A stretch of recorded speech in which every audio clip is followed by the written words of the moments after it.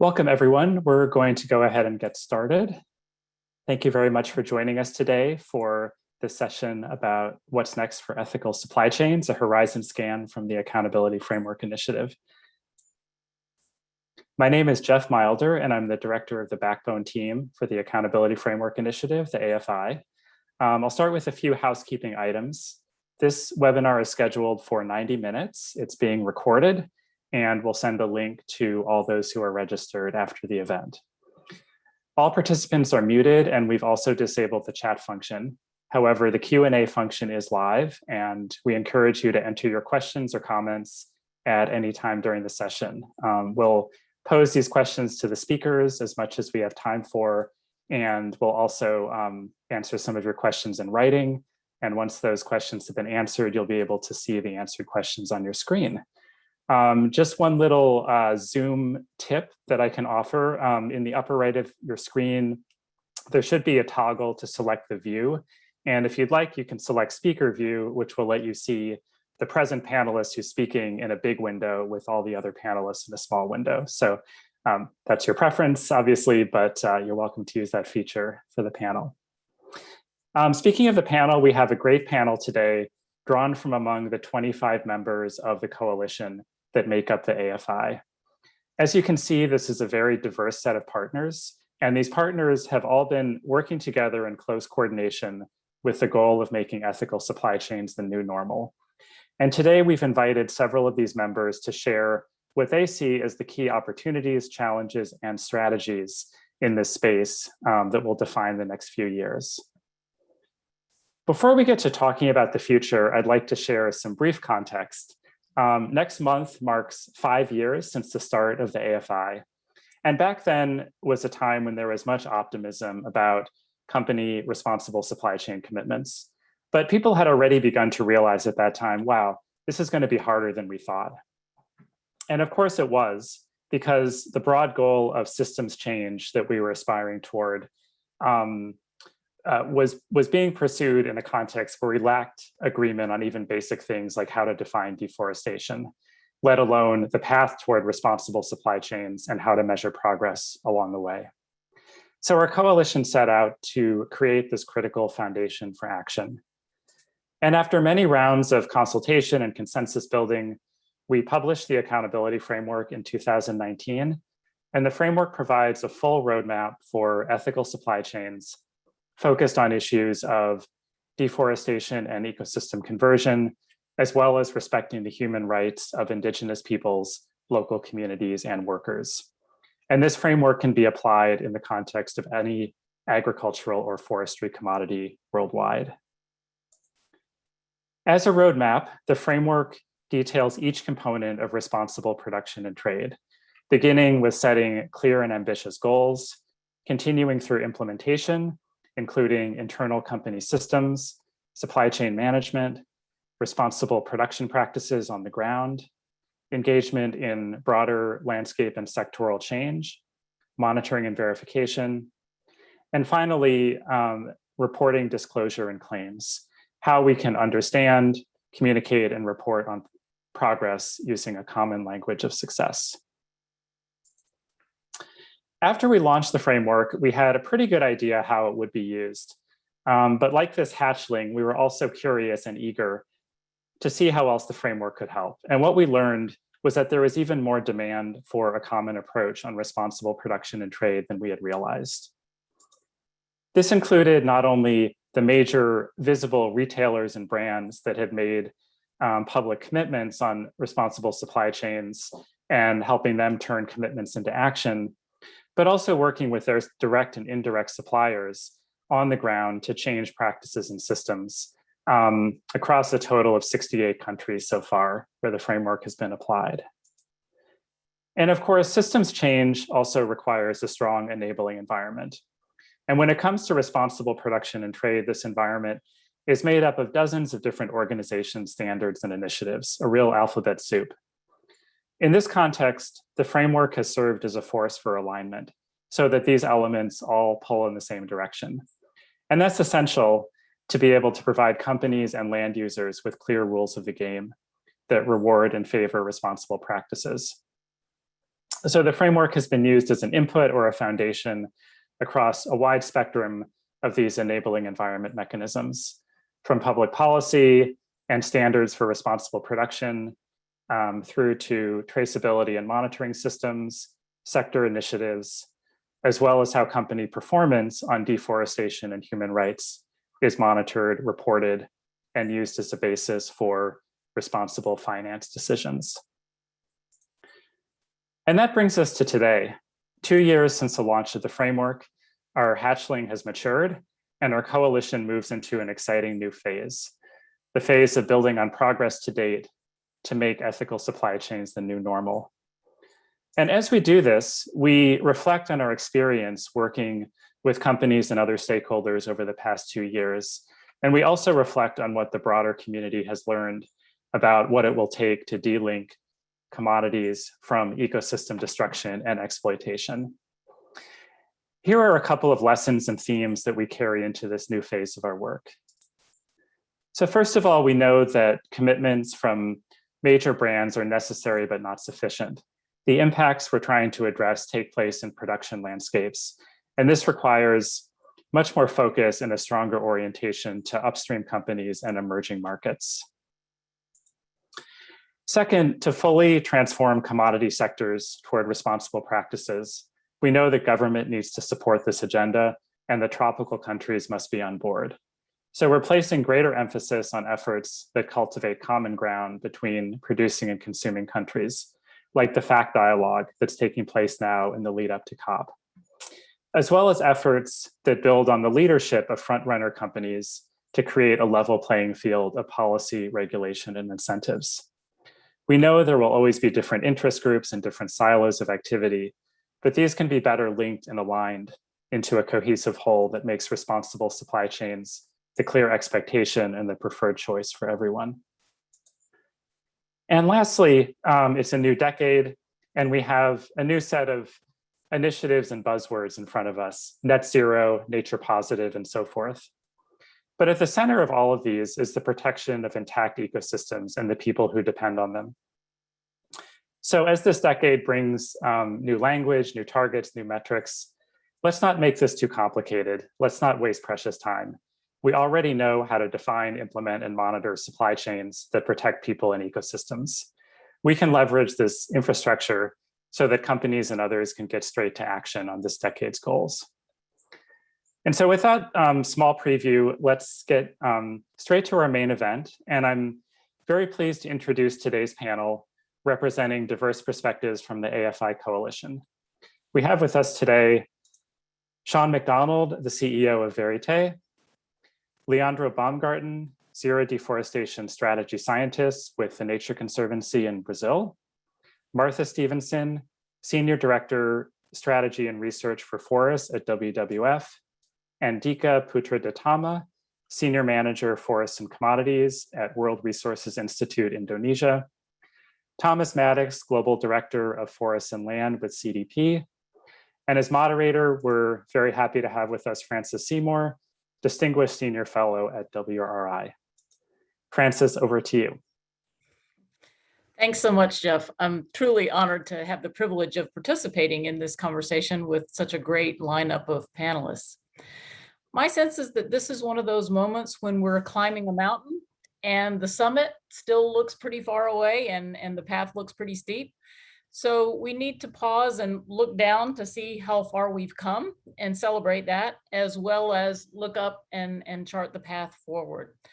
You know, thinking about it, it was really less than 10 years ago when the whole deforestation-free commodity supply chain movement, started, gaining momentum and generating a rash of corporate commitments. And at the same time, it also spawned this broad diversity of civil society initiatives to, set standards and rules and norms for both substantive and procedural guidance to companies who wanted to, make these commitments and follow through on them.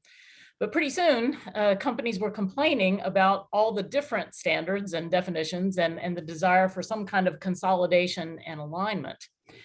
And in parallel to that, as Jeff has already suggested, it didn't take long for us to realize that ending deforestation was only one of several goals, along with human rights and labor issues, that needed to be addressed, and that these needed to be embedded in broader policy frameworks.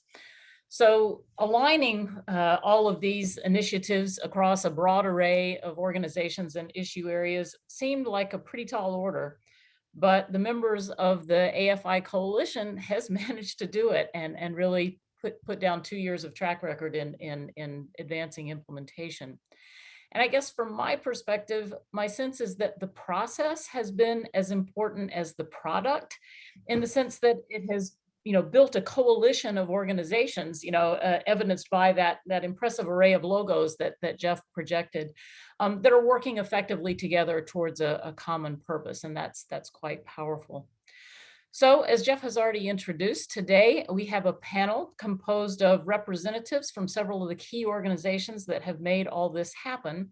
And they are each well positioned to fill us in on the nature of that experience to date, the progress that's been achieved, as well as some of the challenges that remain to be tackled.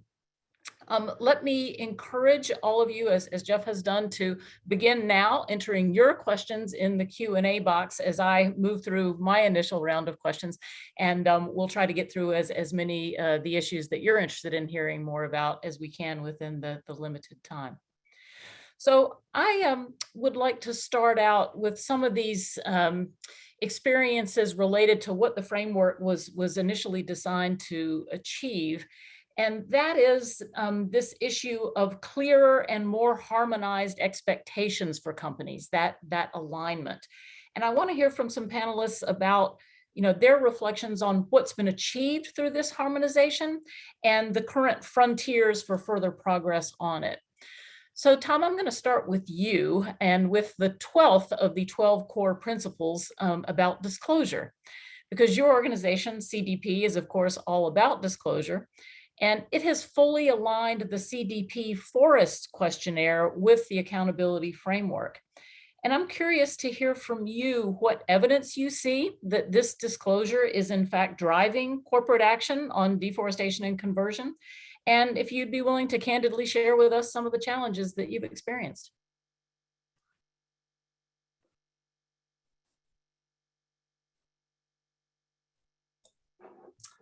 Still fall for forgetting the mute button every time. Sorry about that.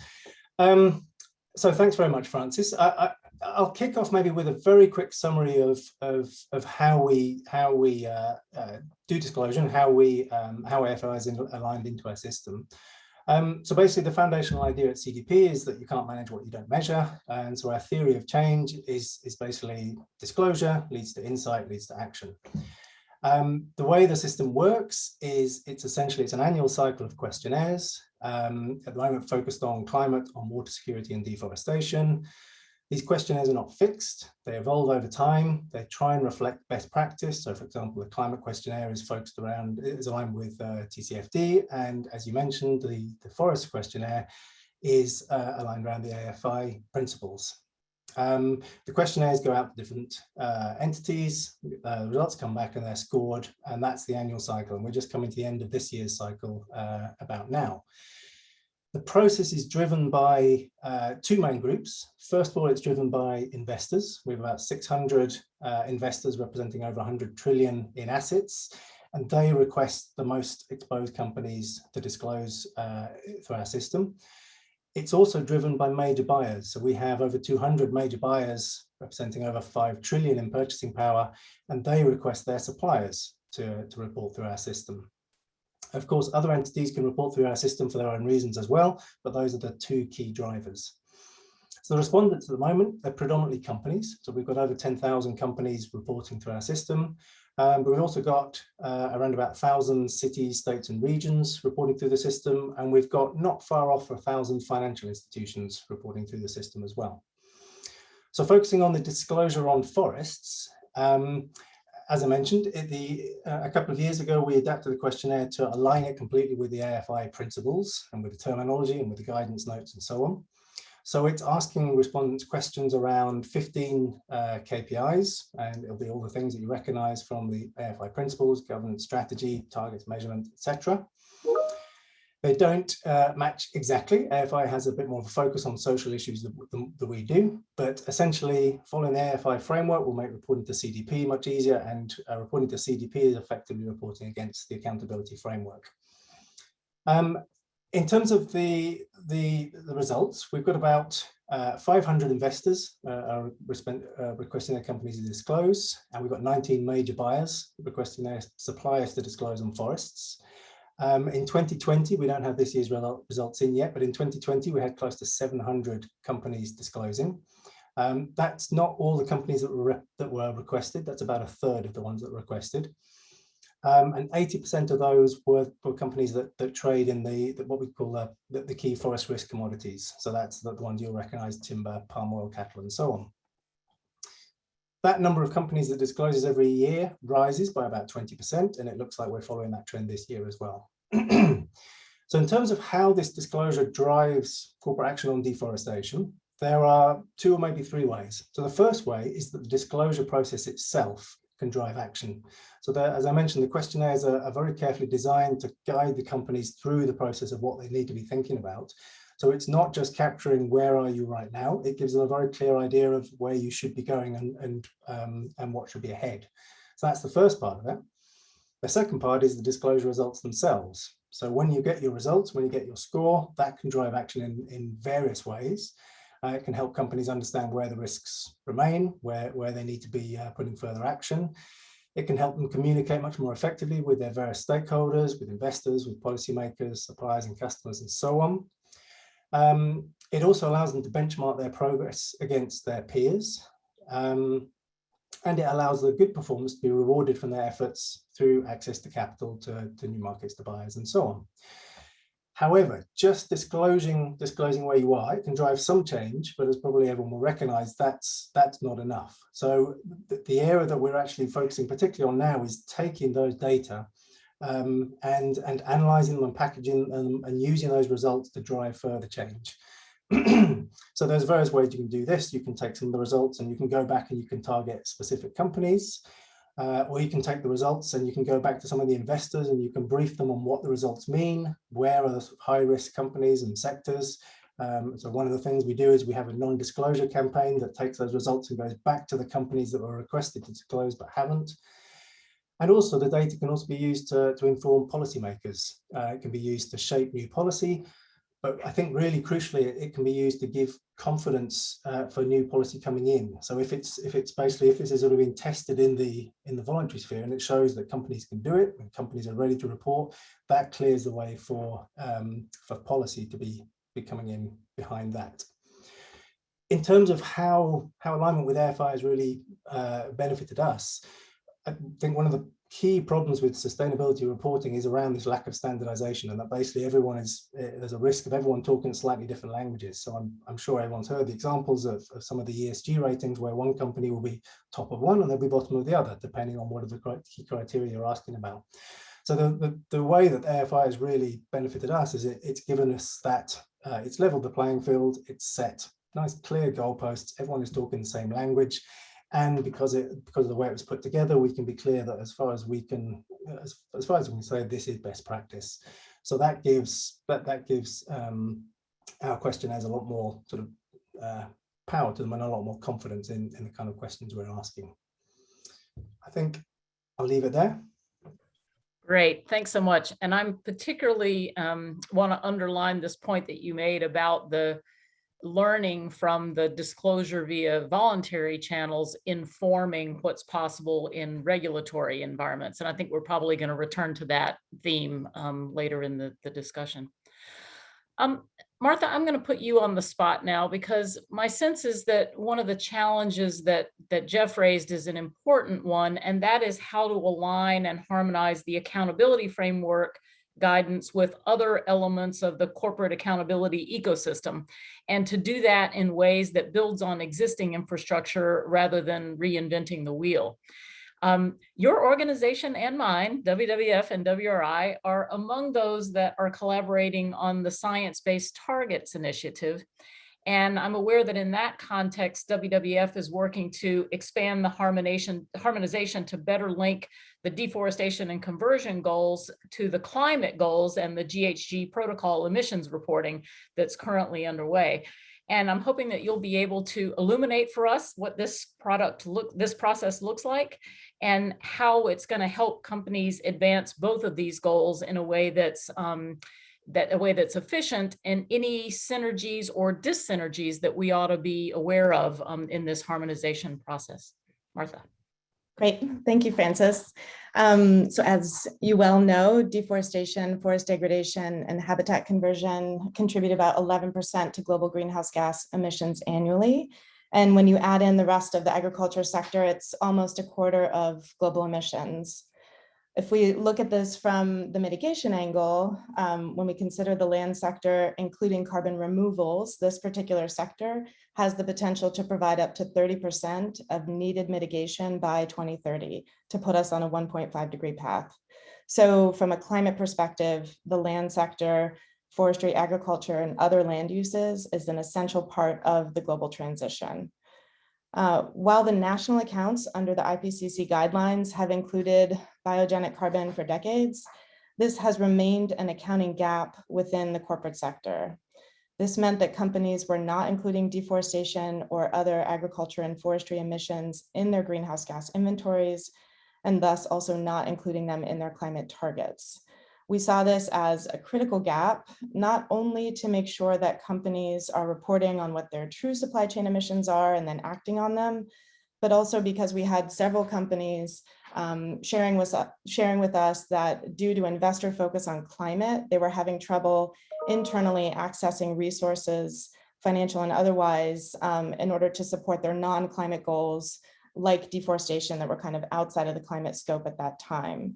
And so WWF and WRI saw this as a really critical piece of the puzzle to try to fill in. So we teamed up with funding from the Moore Foundation to address this gap through two projects. The first is World Resources Institute is leading the development of a new standard within the Greenhouse Gas Protocol suite of standards. And this will focus on accounting for the land sector and also removals. So this is the first time that removals will be included within that standard. And WWF is leading the development of the forest, land, and agriculture climate pathways for the Science-Based Targets Initiative. So this is a sector pathway that will be added to the suite of tools there. And we're doing this both for the near-term targets, looking at the 5 to 15-year timeframe, and also the long-term targets or the net zero targets out to 2040, 2050 timeframe. So within the greenhouse gas protocol, it will give companies the guidance they need to include direct land use change in their greenhouse gas inventories, as well as other important land measures like indirect land use change, land occupancy, carbon opportunity costs, and of course, carbon removals. The SBTI flag pathways will include direct land use change associated with the whole land sector for downstream actors like grocery retailers and food service. And it will also promote actions on source reduction strategies like food waste reduction or diet shift. And within the land sector, you kind of can't do one thing alone. You need several strategies to come together to produce these outcomes. And so kind of pairing source reduction and efficiency approaches with stopping deforestation is a necessary part to getting it right. And then for the commodity producers and traders, we'll provide a separate set of pathways that include land use change for the first time for 10 key commodities. Most of the kind of high carbon footprint commodities are included in there. And this will embed the necessary actions on deforestation into those corporate climate targets. But as you said, it's not a perfect fit. There are some differences between deforestation commitments and climate accounting. One example is the 20-year look back period for greenhouse gas accounting and the cutoff year approach that's used in deforestation commitments. So these two timeframes don't always line up in the space of time. And so this is one of the issues that we've been working together to resolve. So a small committee across Greenhouse Gas Protocol, Accountability Framework Initiative, and SBTI have been coming together to try to resolve as many of these discrepancies between the two as we can. And then where we can't solve it because of, some technical issue or important political issue within that framing, then we're going to draft a clear guidance document for companies to understand how to use the two in tandem. So because we can't resolve all these issues, for this reason, it will be critical that companies continue to use the accountability framework guidance to benchmark their actions and timelines on their deforestation commitments, and then use the climate target alignment to access critical resources to advance these goals and to address other emission sources like fertilizer and manure, enteric emissions, et cetera. Also, with the inclusion of carbon removals as part of the greenhouse gas protocol and the SBTi flag targets, they will also be promoting actions like improved forest management, improved soils and pasture management, and on-farm tree planting, and that will lead to healthy, productive working lands, taking additional pressure off of the conversion of forests and natural habitats. So now that companies will be able to clearly and consistently account and set targets for land-related emissions, land mitigation commitments become mutually reinforcing with deforestation commitments. So to meet your climate target, you'll need to meet your deforestation target. Meeting your deforestation target will take you a long way toward meeting your climate target. So one quick follow-up, Martha. First of all, thank you for that explanation. It's so complicated, and I'm glad people are willing to invest in figuring it all out. When can we expect this new guidance to come out, the GHG land sector guidance and the flag process results for SBTi? Yeah, so we will be including a sector flag pathway within the net zero guidance, which ironically is coming out first. So that will be published. I think it's late October now. We were not able to get the commodity pathways pulled together in time for that because we're still working on the model. But then in March of 2022, we'll have all of the final near-term target pathways completed for the SBTi flag pathways, including timber and wood fiber, which is really proving to be the sticky issue. So we're having to spend a lot of time digging in there with some of the newer data sets that have come online, some of them from your organization. So that's been super helpful.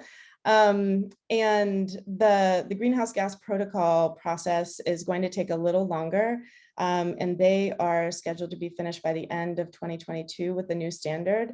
But this kind of January, February timeframe is when the first public consultation will occur. And so folks should definitely reach out. It's David Rich and Matt Ramlow at WRI who are leading that process. And so if you want to be part of that public consultation, I would really encourage you to get on that mailing list to make sure we get all of the perspectives included in that moment. Okay, great. Thanks, Martha. We will try to be patient, feeling urgency as we do about the need to get this stuff out. So up to now, we focused more on the deforestation agenda. And so I want to pivot to focus more on the rights agenda. And so, Shawn, I'm going to put you on the spot now to talk to us about the accountability framework's efforts to help companies to integrate their attention to the, protecting nature and environment issues and the rights issues in a way that bridges the silos that often encumber that kind of action. And so I'm hopeful that you'll share with us from Verité's perspective how that integration in the accountability framework has enhanced or possibly hindered your work and engagement with companies, and what you see as the frontier of better integration of the human rights, labor, indigenous peoples issues with deforestation and other issues, as complementary and hopefully integrated elements of the framework. Thanks, Frances. Yeah, it's a real pleasure to be part of this conversation. And I wanted to go back to what Jeff was saying earlier about the early years of AFI. We were pleased to be brought in at that cute little owl hatchling stage. And I think it's really important to note that when AFI brought in human rights and labor rights organizations like Verité, it's a real signal moment in terms of changing the paradigm, where for those of us on the right side, the labor rights side in particular, we look at the grass is always kind of greener on the environmental side, where there's a lot more funding and a lot more corporate commitments and a general understanding that, quote, sustainability deals only with environmental issues.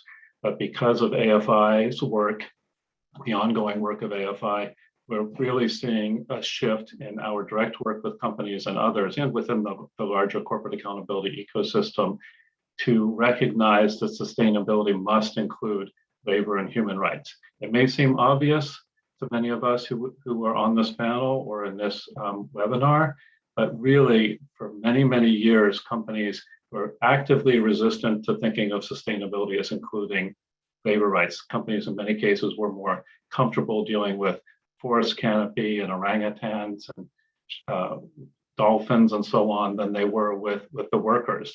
It's really very much a problem, but with the AFI's integration, we see it as really moving the paradigm. Now, that doesn't mean that companies are still really comfortable with knowing how to go about that. And so that's why with AFI's creation of really practical tools like the operational guidance on workers' rights that was just recently released, that we're providing more concrete, specific ways that companies can figure out how to integrate within their management systems the labor and human rights and their environmental ecological due diligence. The second thing that I'm seeing that really makes a big difference with companies is them beginning to see that adding and integrating labor and human rights to their environmental commitments does not have to automatically mean doubling the cost. In fact, you can integrate and meld your environmental and labor rights due diligence in really creative, practical ways that doesn't cost automatically double, and that in fact is mutually reinforcing, and they see better results on both sides of the coin, the labor rights and the environmental sides. This is really important because, as we know, companies always have tight budgets and are resistant to doing more. And so the more that we can show that doing this is not just cost effective, but also more effective in terms of outcomes is really important. And finally, the third thing that I'm seeing is that as companies are embracing this integration of labor and environmental issues, they're also more open to cooperating with other companies and across sectors earlier than they were before, right? So obviously AFI is very much about harmonization of standards, and that certainly facilitates the cooperation. But I feel like once companies are getting over this conceptual hump of the challenge of integration, they see, maybe we should be integrating with other sectors, right? So specifically on labor rights, many of the problems that companies face around recruitment of workers or human trafficking and things like that, actually, indeed, the best approach is to work outside the palm oil sector with, for example, with companies in the electronic sector or construction sector. So I'm beginning to see more awareness of how harmonization isn't just a practical thing. Like, of course, it's better to all work off the same song sheet with the same list of code standards and so on, but also harmonization across sectors. That's great. So maybe one of our themes to develop is the sort of positive externalities and maybe some of the unexpected benefits and mutual reinforcements that Martha and Thomas were also talking about in their context. So that's really interesting. So I would now want to turn to one of my favorite topics, which is about this issue of how to contextualize the actions of individual companies into the broader enabling environments that both incentivize and support ethical production and trade. And I have to say, I've kind of watched with interest and a sense of irony about how the commodity supply chain movement has gradually embraced a jurisdictional approach that very much mirrors the evolution of RED+, from project scale interventions to jurisdictional scale crediting. And so I'm very curious to hear about how the Accountability Framework Initiatives Coalition has been working to encourage companies to engage in that broader environment, and what the experience has been up to now in terms of accelerating progress. And I'm just wondering, in particular, with AFIs branching out into regional chapters, has there been effective engagement, from the producer companies? And broadening the number of companies and the types of companies that are involved in these initiatives, and what kind of incentives for the more downstream supply chain companies to stay engaged in jurisdictions that may not have reached perfection yet.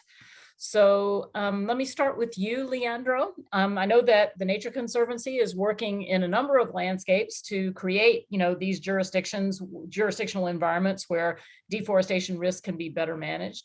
And so I'm wondering if you'd be willing to describe for us, multi-sectoral collaborations, what have been the successes and what have been some of the challenges? Thank you for having me. I'm really glad to be part of this discussion. Well, I think most of the people here, we agree that working with upstream companies is a key factor to reduce deforestation and social issues in the supply chains, but it's not the silver bullet. We need to involve more actors, governments, downstream companies, civil society, and that's pretty much the work of working in jurisdictions. The TMC have been working for a while in two key jurisdictions in Brazil, Pará and Mato Grosso states, which are the frontiers of deforestation in Brazil, the key states where you need to act to make a difference in Brazil. And the accountability framework provide a harmonization that everybody already mentioned that makes the discussions much easier. And there is we have several actors working together, and there is a lot of confusion, and that actually people talk one thing, thinking that the other actor isn't understanding the same, have the same definition, and that's not true. And this common definitions makes the discussion much easier. The work in Brazil have been challenging, as anybody can expect, especially working with the governments. Right now, in the state level, we are in a kind of a good situation, both in Mato Grosso and even better in Pará, with governments that are willing to move forward. But governments change, and we need this framework of civil society, platforms, sectoral platforms working, and pressure from downstream companies to make this work. The good news is that the downstream companies are more and more aware and make not only the downstream companies, but actually foreign governments are much more aware and much more concerned about the source of the products that they import. And the states are feeling the pressure and are making steps to improve the governance and actually increase transparency of the production in their sites. As everybody probably know, the federal government in Brazil is not helping, but there is a counterbalance from the states. At the same time, we have the platforms that are getting more stronger and stable, that are helping to promote the standards and creating more awareness about this, and that's cross the production from the producers to companies to the government, and there is much more awareness and understanding. So one thing that it's one big step forward that we have is everybody speaking the same language, and that's the way moving forward. But as I mentioned, is a challenge perspective. We still have a long way to go. Great, thank you. And again, this theme of mutual reinforcement, providing perhaps a virtuous circle of more transparency and better performance. So Andika, your turn. We've heard Leandro talk a bit about the situation in Brazil, but I'm aware that there are many similar initiatives underway in Indonesia. And I think there's an interesting overlay in Indonesia, where you have not only companies trying to implement, these international standards to implement their voluntary commitments, but also national level standards and, district level, standard setting and initiatives underway. And I'm just wondering, what the experience of the Accountability Framework Initiative in that context, to try to not only look for alignment across the various voluntary initiatives, but with the public sector and other initiatives in a vertically integrated way. Andika, floor is yours. Thank you, Francis. And this is a very good panel talk about all of this, and a good learning exchange as well. But I think a short answer to your question is that AFI is working indirectly towards increasing the bar of the regulatory framework through our close engagement with the private sectors and multi-stakeholder platforms such as, the TFA, the CGF, Foxby, which is the Indonesia Sustainable Palm Oil Platform, as well as, and this is quite important as well, landscape and jurisdictional initiative in Indonesia. If I may be a bit blunt, it is very challenging for AFI to have a full or even close alignments with the current regulatory framework, especially in Indonesia. Despite numerous progress shown by the government in this front, some crucial key ingredients are still missing. And unfortunately, these key ingredients seem to be a deal breaker for the government. For example, transparency and disclosure principles, this is still missing across many newly introduced policy or roadmaps that was introduced by the government. Another example is on the no conversion principle, which despite numerous regulations citing high conservation values and conservation principles in general that needs to be implemented by the agriculture sectors, the level of specificity is still lacking, and loopholes can still be found for companies to get away with forest conversion. And this is where I think AFI excels in providing that kind of very granular, very operational guidance in terms of the definition, in terms of what needs to be put into policy and the formulation as well. What I think AFI, what I think AFI can and is currently contributing is to provide an example that having these principles are actually quite doable. That's the first one. And AFI provides an excellent resources for the government to look into how to make a good policy formulation and how to create a robust operational level regulations. And we've done a bit of a comparative studies between major regulatory framework against AFI principles and guidance. And this kind of provides us with a baseline to measure the country's progress in committing to stronger deforestation-free policies. But more importantly, it provides us with a comprehensive assessment in which topics should we keep pushing the government to adopt a stronger policy on. And this with this information as well, we can also tune our key messaging around several key hot button issues where AFI is not yet aligned with the government's regulatory framework. And we've been actively talking to our private sector partners to understand kind of their ability to also advocate these issues to the government, because I think we kind of agree in general that the private sector is a lot more effective in lobbying, government policies compared to CSOs. And another point that I'd like to mention is that through our engagement with several landscape initiatives, AFI coalition members are directly exposed to conversations with local governments, and in many ways are providing an example on the benefits of having a stronger and clearer no deforestation policies. For example, in Aceh Tamiang and Siak districts, which still has quite a significant number of forests, we work directly with the local government to set up a district-wide forest monitoring system. And this is supported by the majority of the land-based industry in that district, or at least the major buyers of commodities of that district.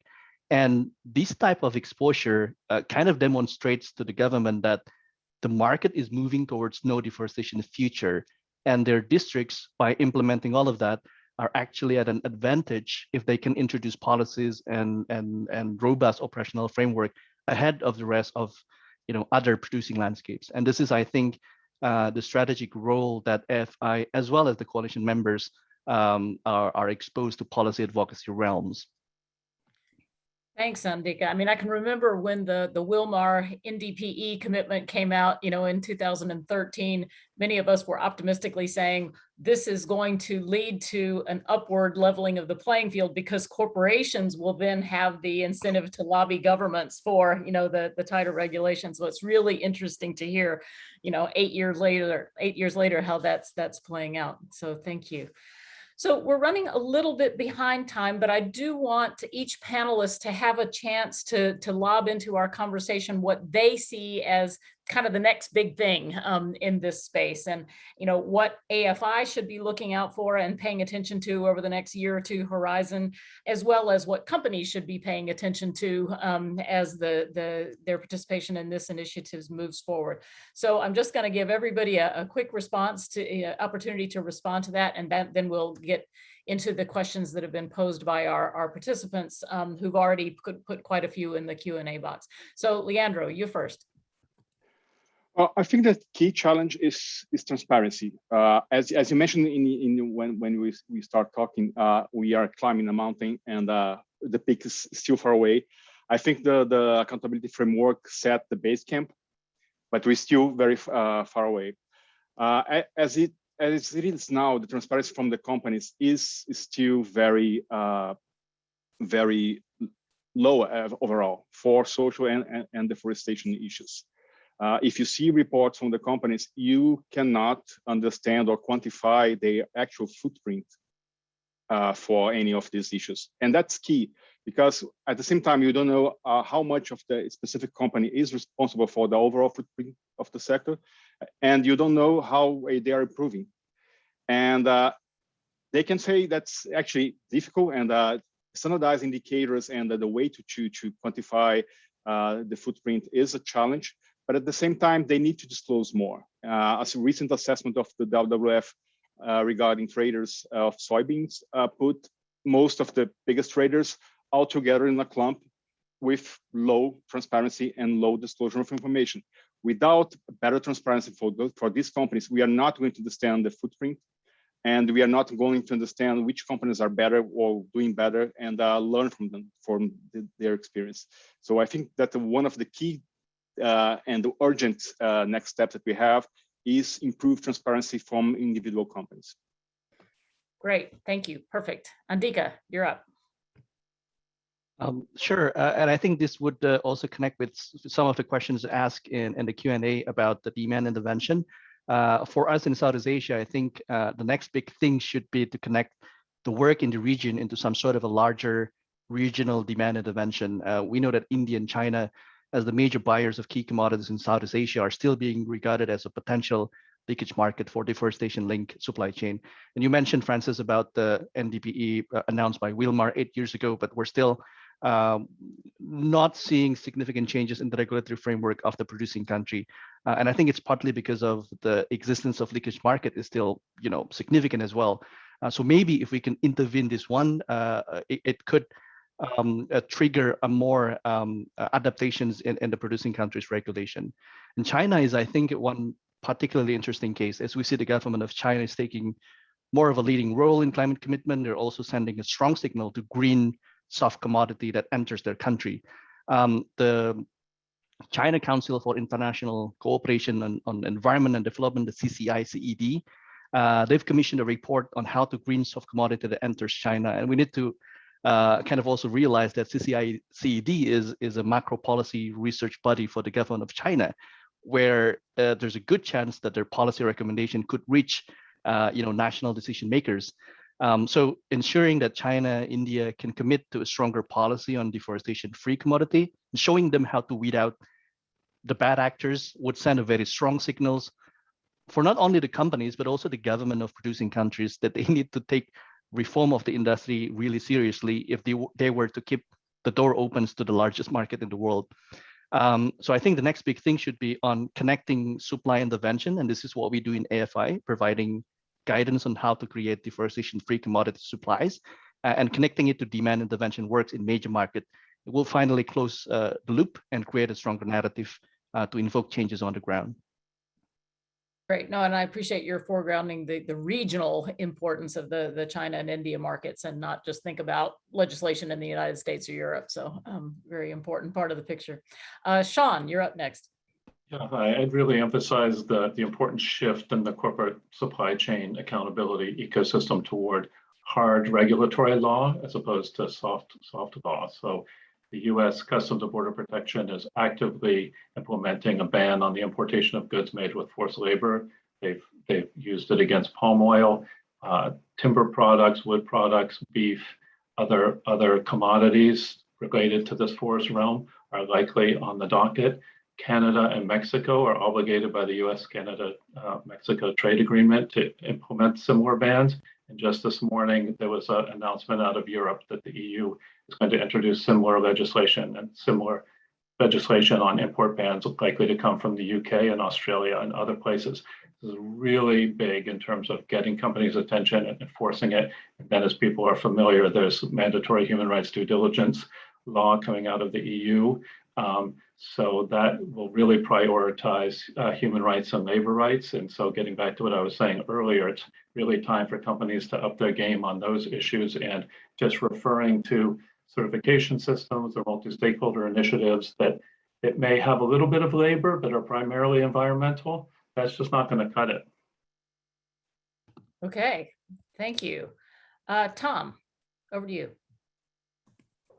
Thanks, Ron. It's always a bit risky being one of the last ones to answer, just in case everyone's picked up all the key ones, but I think there are a few left. I think one of the key ones left is the need to expand to sort of broader coverage of reporting. So at the moment, we're obviously still very much focused on seeing things through a climate lens, and the regulation around this and so on focuses on climate too. Within CDP, we try and ask a little bit more broadly than climate. We have our questionnaires on forests and water and so on, but we're still very climate focused. It's still sort of framed around the climate questions. And it's increasingly recognized that we can't solve these issues in one by one. The recent IPCC report was very clearly saying climate can't be solved unless you see it as part of a wider interconnected system. And at the same time, we're also recognizing climate is not the only environmental emergency we have to deal with. The biodiversity emergency is arguably equally, if not more important, and so on. But of course, that's really challenging because we haven't got to grips with where we've been working so far. And the idea that we have to expand out at the same time is really difficult. It's also difficult because we've got so much more information about climate. We're much clearer on what needs to be done there. And when we're looking broader than that, it's much less clear exactly where we need to be and where we need to be going. But I think despite that, we still have to be pushing and expanding and trying, and we're going to get it wrong sometimes, and we're going to have to come back and try it again in a different direction. But I think that has to happen. We're not going to solve things by addressing them in isolation and in silos. Great. And last but not least, Martha. Yeah, so I'm picking up the scraps. So I would say, kind of echoing where Tom was going, the results of Kunming on the post-2020 biodiversity framework and how the AFI tracks toward this new set of goals, I think is going to be really important. And then as I tend to work more on the demand side of things, looking at the work occurring under the Science-Based Targets Network and how that is linking up both the CBD agenda and also the degradation neutrality agenda with the deforestation commitment. So I think that space will be really important to watch. We're already seeing some leadership companies who are starting to assess their impacts on nature and take action. And I think we're just going to see more and more of that. And we've done kind of a quick analysis within WWF looking at all the different specific actions that we need companies to do to enable both the 1.5 degree pathway and no nature loss from all these global assessments.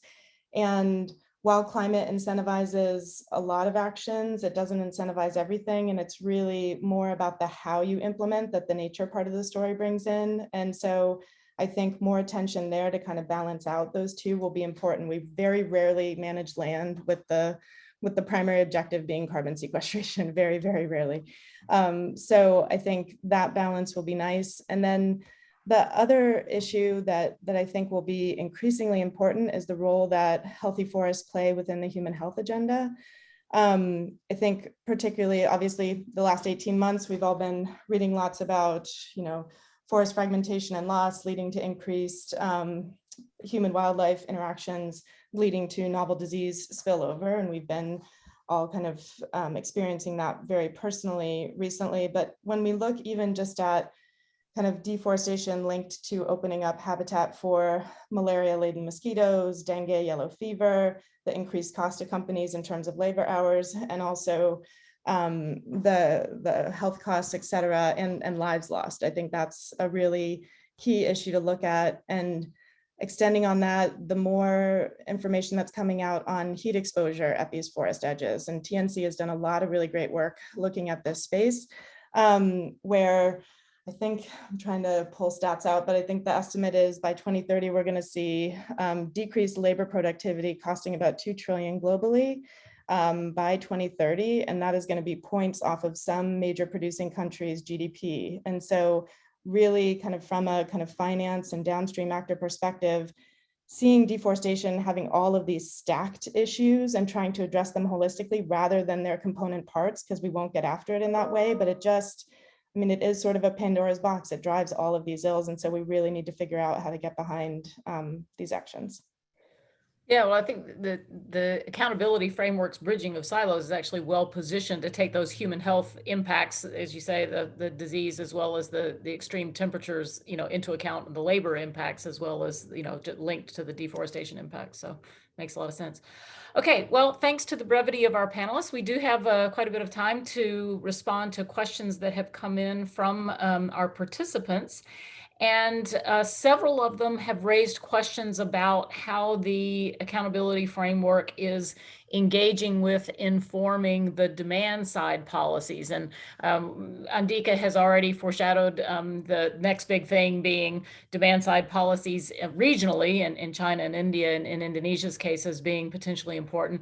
But of course, we're also aware of pending EU policy change and prospective legislation in the United States. So let me call first on Jeff to see if he wants to lead off on that. And then if others want to chime in, we can do that. So Jeff, please. Great, thanks, Francis. Yes, so a few questions on the public policy side. One question was about how to date the accountability framework has informed some of these policy spaces. One of the early ways is to inform the definitions and concepts of deforestation and deforestation-free that are incorporated into demand-side legislative proposals, for instance, in the EU and the United States. But also in producing countries, we recently co-sponsored a workshop with the Economic Community of Central African States, which from their side also has a need to define what no deforestation production looks like so that they can access those markets. So we're beginning to see this linkage between demand side and supply side, the common ground that I referenced, which is so critical, and a common reference like the framework can be a way of helping to foster that common ground.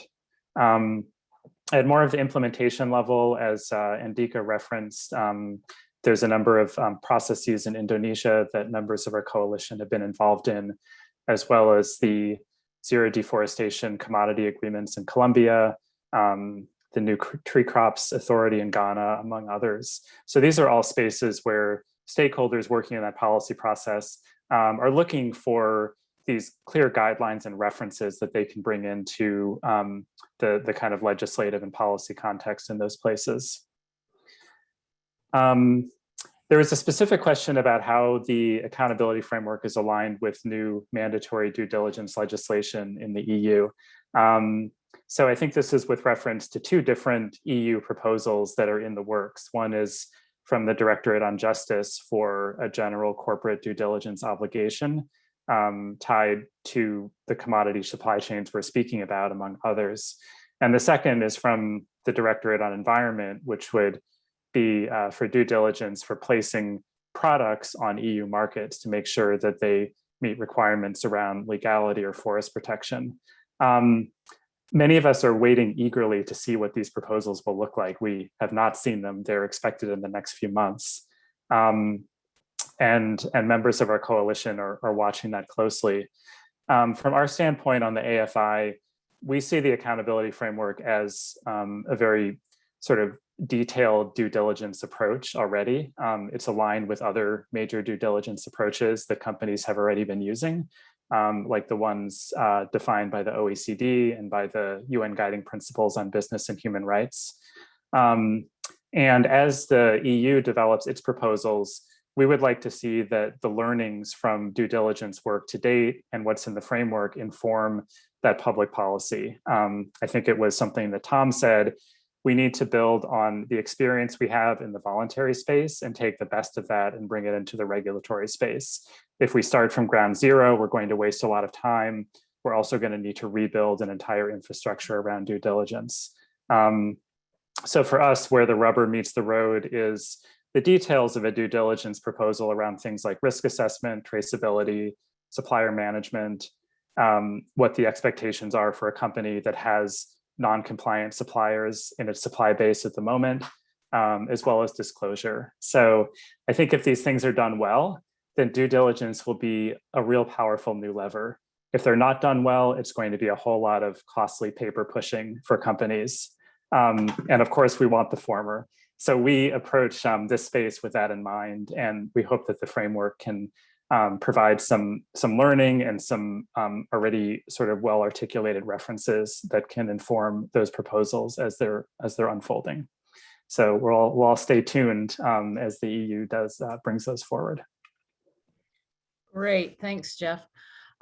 Perhaps as a natural add-on to that set of issues, we have several questions that have zeroed in on guidance for investors in particular. And one question related to new EU investment guidelines. And then another question focuses on influence over capital markets. And I know, Tom, in your initial intervention, you mentioned that sort of the frontier is using the data that you have to do some analysis and perhaps use it to inform investors about various risks or friction points. So maybe I'll call on you to make any remarks in response to these questions related to the financial sector in particular. I'll do my best.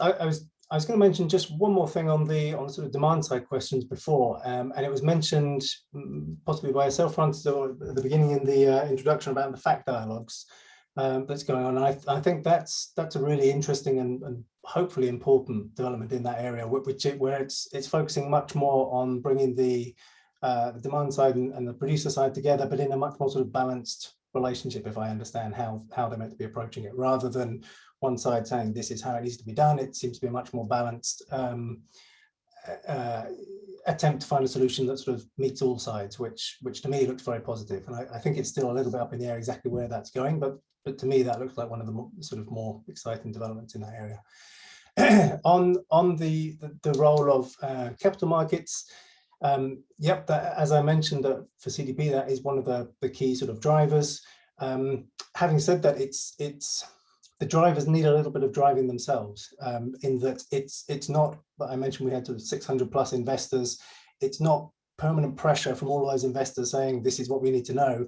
There's a little bit of two-way where we have to challenge them a little bit and say, have you been thinking about this, and have you looking in this area, and should you be pushing these companies a bit more?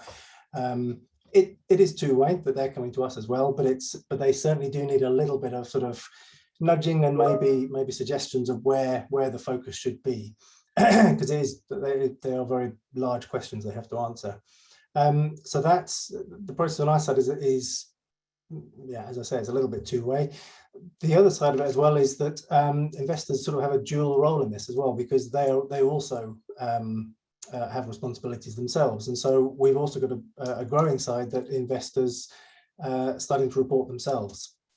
So we have a separate questionnaire process. It's actually an integrated one that investors are reporting on 3 different issues: forest, climate, and water.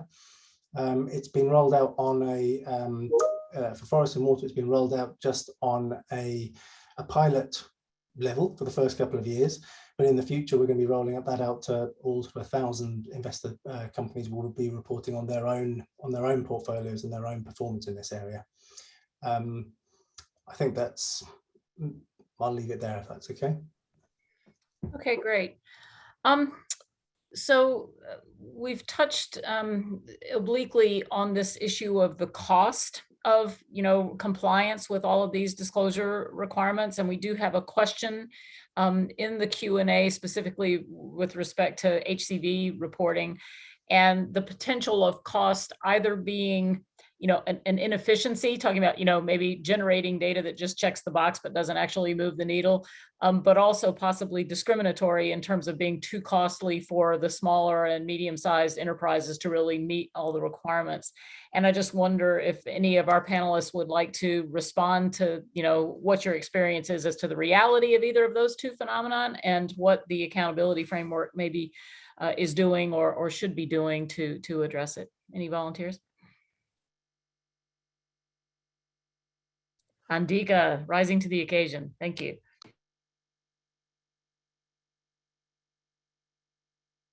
I think you're on mute, Andika. Sorry about that. Yeah. So there are a couple of publicly accessible tools and resources which AFI recommends to provide some indicative data as well as monitoring means to prevent forest conversion. And one of them is Global Forest Watch Pro that enables companies to look into the most sensitive ecosystem as well as provide a regular monitoring of their concessions or their supply chain. But I guess this type of tools is, again, indicative in nature and would not provide a granular assessment that an HCS or HCV assessment would provide. But if you're a small palm oil company that requires this sort of go or no-go decision on where to plan, where to avoid, I think those types of tools and publicly accessible resources is a good start before you have a good capital to be invested in more granular assessment. I guess that's my experience talking with the smaller producers as well as the medium scale producers in the ground. If I can add some points, one thing that's important to remark is, and I'm talking about deforestation, which is my main expertise. I know that social issues can be more complicated. On the deforestation side, there is no technical barrier today that prevents you to do the monitoring, and it's not that expensive. I'm not saying that's for free at all, but it's not expensive, and even smaller business can do it. That's not a barrier. The barrier is to insert those systems in the procurement systems of the companies, which can be challenging sometimes. So they need to make a decision to do that, and once they do that, incorporating the information data, the data sets in their procurement systems can be more challenging.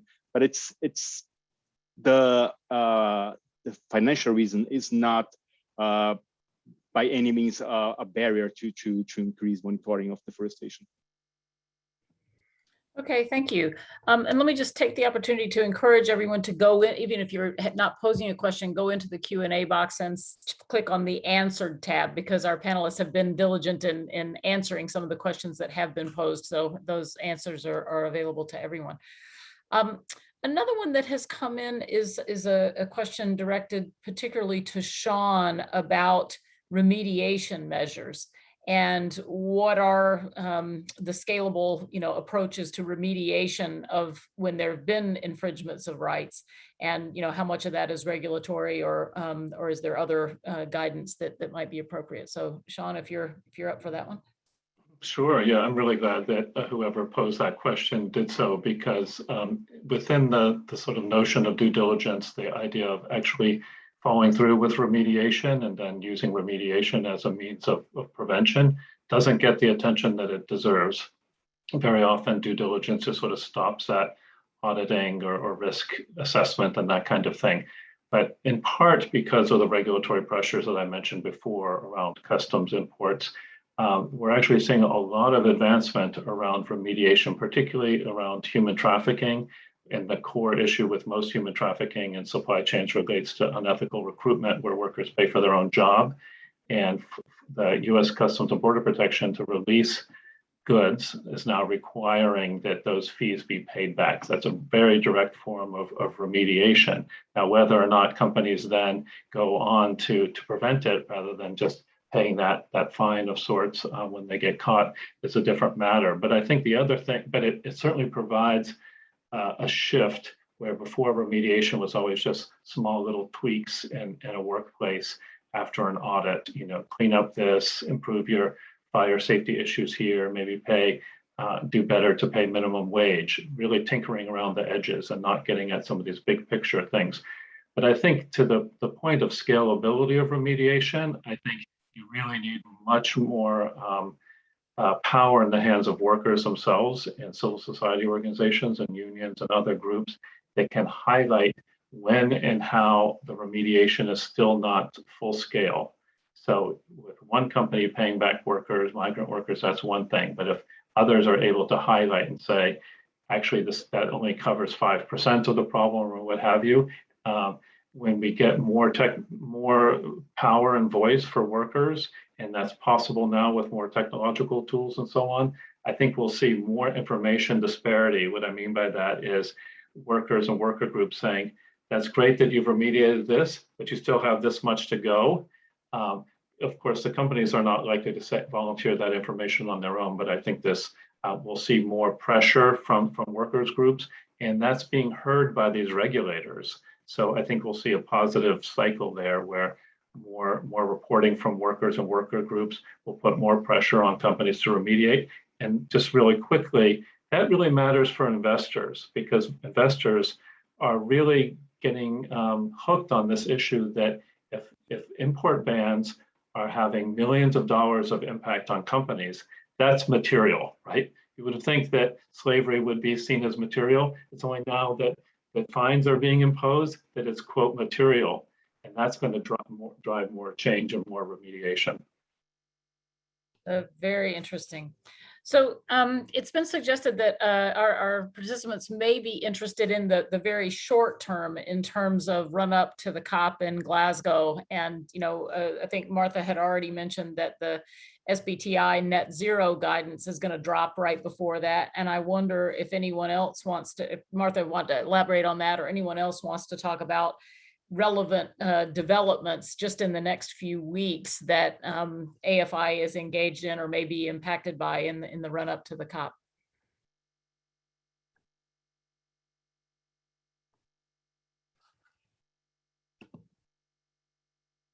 No one is unmuting. Martha. Sure. So as I sort of briefly mentioned, I think many folks know that the Science-Based Targets Initiative, after sort of the special report on 1.5 came out from the IPCC calling for a net zero state globally, quickly companies started kind of saying, okay, what does that mean for me specifically? We're so good at taking a systems concept and then having to boil it down into, okay, what do I do in response to this? And so the SBTI over the past couple of years has been developing first a thought piece paper and then a draft set of criteria, and now is refining those criteria for final publication later in October, as I mentioned, to guide what good net zero commitments would look like. And so I think there are a lot of eyes on what this standard will say.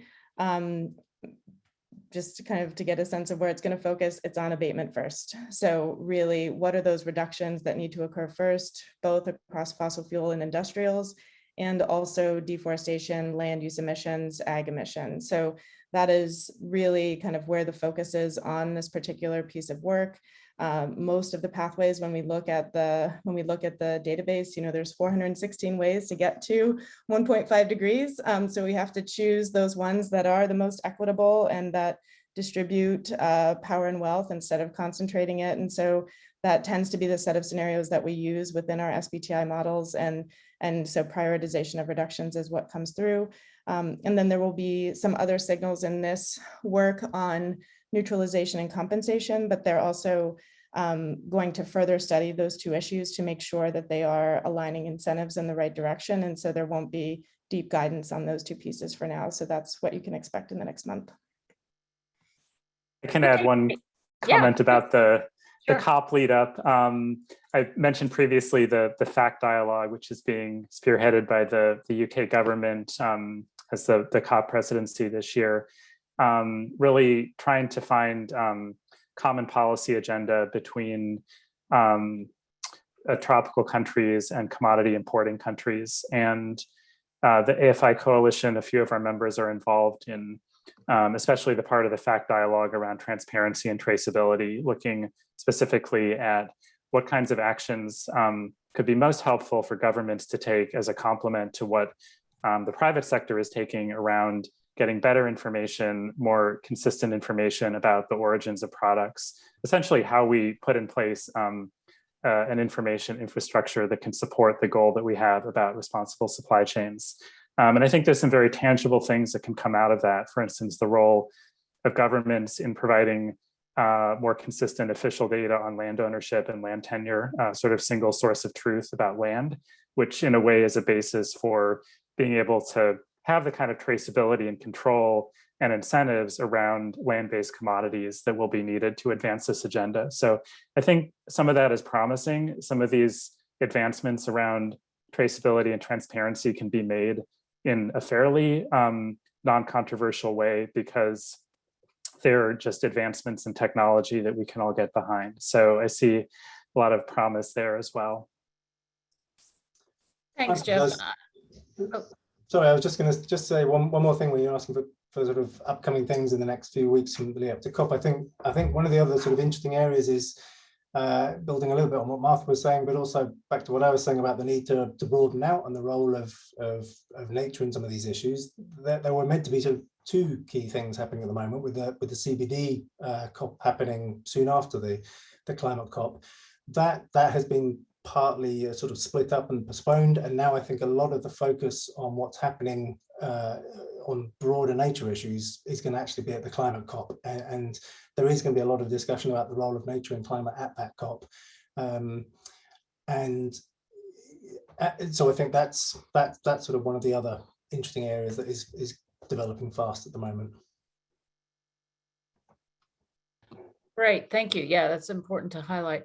So I'm seeing that we're already getting close to our end of the session. So let me just allow each of our panelists less than 1 minute to throw in any final comment or answer to a question that has remained unanswered in our question box. Totally your discretion on how to use your last 45 seconds of the session. So Andika, I'm seeing you smiling, so I'm going to call on you first.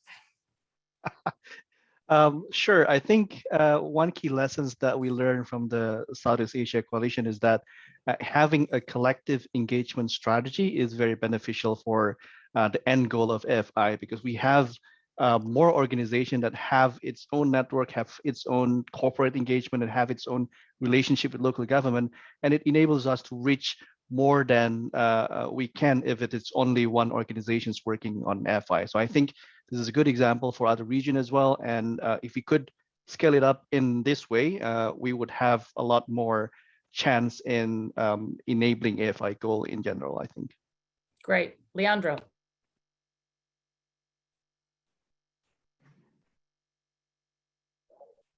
Sorry, I was not thinking about the closing remarks.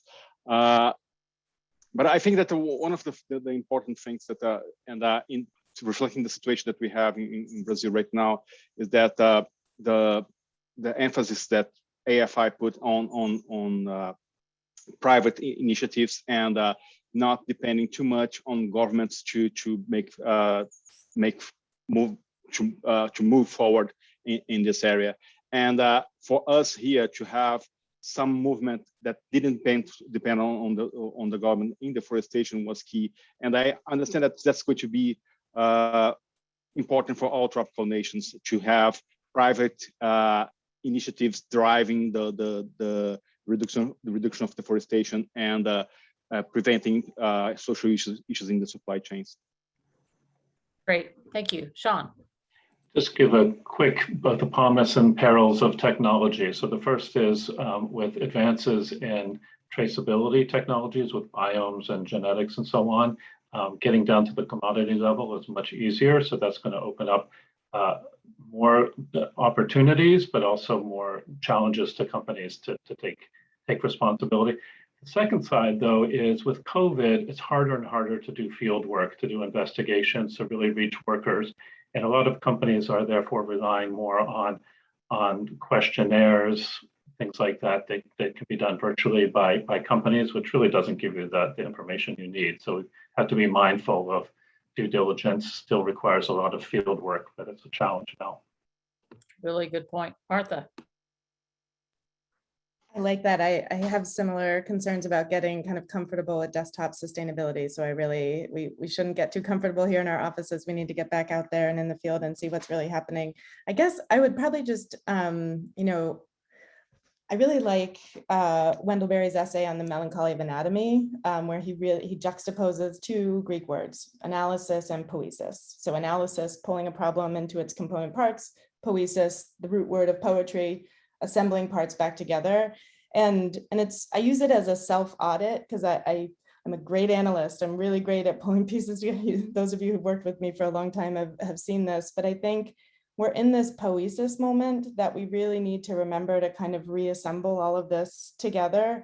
And so I guess I would just kind of invite this community to really take that approach as we move forward and look across all of the issues that have been listed here to make sure that we can act on this together. Great. I've learned a new word today. And now back to Tom for the last word. So I was just going to pick up on one question that was in the chat that I'd missed when you'd asked me about my last question. It was the question that's remaining from Jack about using AFI as a way of tying together ESG efforts in talking to governments and regulators and so on. And I think that is a really key area, and that's really where the value of AFI and what we're doing in the space is. And that's very much what we're trying to do with our AFI aligned questionnaires. The focus is very much of taking this to the regulators, to standards such as IFRS and the kind of things that are going to be mandatory to follow, and bringing our experience of reporting and feeding them into those frameworks so that it becomes mandatory and so that everybody has to follow it. Okay, wonderful. Well, thanks to all of you for being very sharp and focused. It remains to me to just make a few attempts at poiesis maybe and pulling together some of the strands of this conversation before turning it back to Jeff for closing remarks. It's striking to me that many of you have talked about these the AFI as a, well, what I love was Leandro, I think, called the AFI as a base camp for further symmetry. And so it's, a basis that we can add on to in terms of, as has been said, expanding for more focus on nature, as well as exploiting some of the positive externalities that might not have been as much anticipated at the beginning. So Shawn mentioned some of the cost savings of doing due diligence on environmental and rights issues together, but also this idea that maybe companies not having been as comfortable with the rights issues, being more willing to collaborate, across companies and even across sectors, on those sets of issues as things that maybe we didn't expected that were positive outcomes. We heard a lot from Martha about some of the challenges of managing the interfaces between the accountability framework and other parts of the accountability ecosystem. And this example of the time frame of forests and time frame of climate greenhouse gas related reporting and how to reconcile those. We heard a little bit about the challenges, but also opportunities of expanding further upstream into the supply chains of the companies higher up in the supply chain and the tools available to manage the costs of doing that, but also the politics of doing that and the fact dialogue of bridging producer and consumer country perspectives on those kinds of things.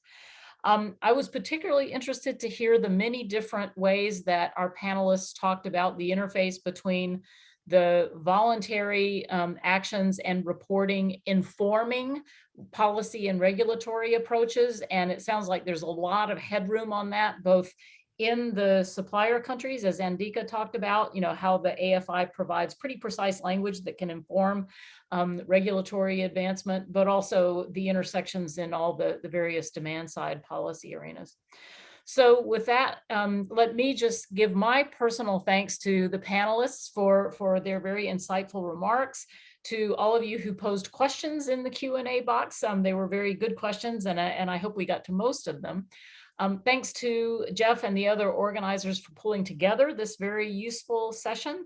And frankly, to everyone who's been involved in the Accountability Framework Initiative for all of the really good progress that's been achieved to date and the embedded potential to do a lot more as we continue climbing this summit. So let me turn it over to Jeff for closing remarks.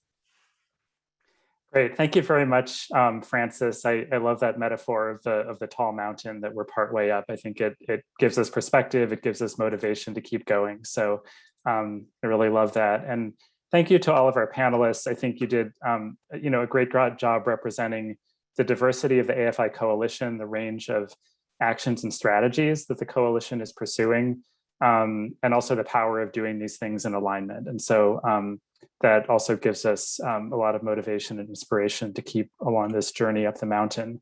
I'd just like to conclude with two brief announcements. If any of the conversation today has piqued your interest, we encourage you to continue engaging with the AFI, and a good way to do that is to visit our website. From there, you can subscribe to updates so that we can keep you apprised of our progress and other interesting things coming up. That's also the gateway to access the accountability framework itself, as well as learn how you can apply it within your organization. We have some user guides and sort of other stepwise processes you can follow through the website. And finally, from the website, click on Get Started. You can connect directly with a member of our team if you'd like to have an individualized conversation about how the framework is relevant to your organization. Finally, I'd like to mention that today's webinar is a prelude to a longer series of webinars that we'll be launching beginning in October. This is actually a version 2 of the company training and learning webinar series that we ran last year that many of you joined us for. And we'll be doing that again this year, backed by popular demand, covering many of the different topics that the accountability framework addresses and providing practical guidance and examples on how companies and other users can put these into practice. We'll be beginning in October with a webinar on the deforestation risk toolkit developed with our partners Global Forest Watch and Trace. In November, we have a session on the newly published workers' rights operational guidance. And then next year, we'll be covering additional topics, including aligning action on deforestation and GHG emissions, as well as applying the accountability framework for deforestation-free finance. And the additional topics TBA, we would love to hear from our users and stakeholders. So if there's a topic that you would like us to cover in a webinar, just get in touch. We'd be happy to do that. And with that, I want to thank everyone for their participation. And it was great to have you all on today, and have a great rest of your day. Thank you so much. Bye-bye.